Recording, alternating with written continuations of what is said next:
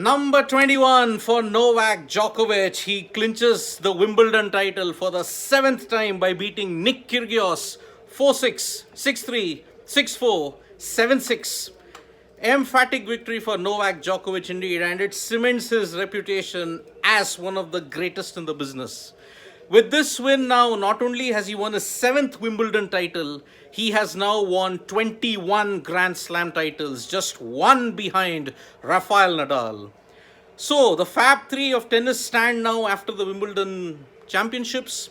Rafael Nadal right up there with 22 Grand Slam titles, Novak Djokovic 21, and Roger Federer with 20.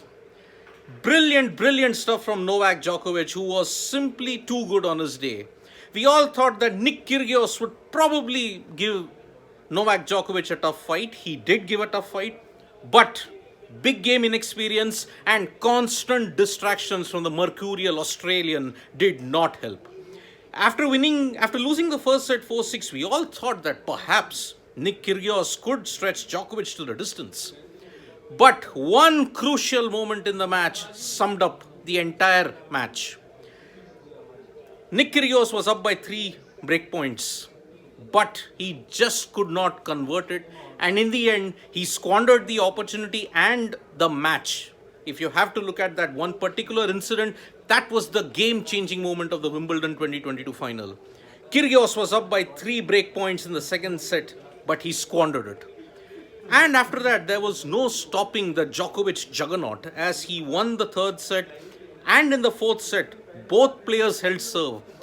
But in the tiebreaker, Djokovic showed that he is the GOAT, and he won it 7-3 to ensure that he's now only one behind Rafael Nadal. For Nick Kyrgios, yet again, we saw that how easily he got distracted. Constantly towards his dugout, whenever he missed a point, whenever he made an unforced error, he was saying, what do I have to do? Why? He was cursing himself. Every single time he complained to the referee, there was just no concentration when it came to Kyrgios' play. So, if one has to blame, who should Kyrgios blame for this loss? It was Kyrgios himself. Because he was just not concentrating enough, and on top of that, he was constantly making excuses. He was constantly arguing with the umpires and also with the dugout, with his own people. At one point of time, one of his fellow members urged him to just be silent, just focus, but it was too late. So, 22 incoming and load-in from Djokovic is no vaccine issues resolved. Sarthak Sehgal, well, this is probably the last time that Djokovic might play in 2022. Because remember, in the US Open, he may probably not get a chance because of his anti-vaccine stance. That has all changed. So that is why enjoy number 21. Perhaps you may see Djokovic win in something in 2023 now. Because Australia, he was kicked out because of his anti-vaccine stance. Sarat Chandra Yalamarthi is saying Kyrgios killing his own career by not concentrating. Absolutely, Sarat Chandra, you could see in the match, he just wasn't in there, Nick Kyrgios. Every point that he missed, every unforced error, every time that Djokovic got back into the game, he just was arguing and complaining. Even towards the fag end, he was just not in his elements. So, Nick Kyrgios, unfortunately, temperament issues and also anger management issues. He's not the first Australian to have that issue. Remember Bernard Tomic? Nick Kyrgios on the same lines. So, unfortunately, Nick Kyrgios will not be the first Australian since Pat Cash to win Wimbledon. The last Australian to do that was in 1987. 35 years and counting. It's not. Sarthak Sehgal saying Kyrgios played like Kyrgios only. His issues continue. Absolutely, Sarthak. I cannot disagree with you on that. He was simply just not in the game today. After winning the first set, he should have maintained his consistency. And the problem with Kyrgios is that he engaged Djokovic in the baseline. Djokovic is one of the prime baseline players in this generation along with Nadal. So, Kyrgios had to do something. His serve held, but at crucial times he lost his serve. So that is why, unfortunate that Nick Kyrgios could not handle. Mentally tough, Sherdil, yes. On the mental toughness bit, now we know why Djokovic is one of the greatest. And this win also has broken the jinx. Remember, the last 2 encounters that Djokovic had with Kyrgios, he had lost both. But that was in 2017 and on hard courts. On grass, he showed that why Djokovic is supreme. So Wimbledon shouldn't have solved their maiden and made the contest more spicy. Well, it was a four-setter, by the way, but Djokovic, 7 Wimbledon titles. He is now level with Pete Sampras, just one behind Roger Federer. How the tables have changed. With this win now, Federer, who had set the dominance parameter, getting being the first to 20, is now third. Nadal has surged ahead with 22. Djokovic now has 21. Whether Nadal and Djokovic extend their streak towards the end of the year remains to be seen. Will Nadal play in the US Open? We don't know. Fitness issues are a huge problem for him.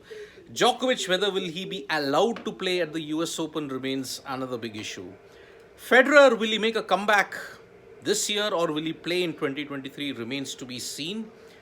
Emotions running high from both ends. Yes, Sarthak. Yes, Sarthak. Emotions were high.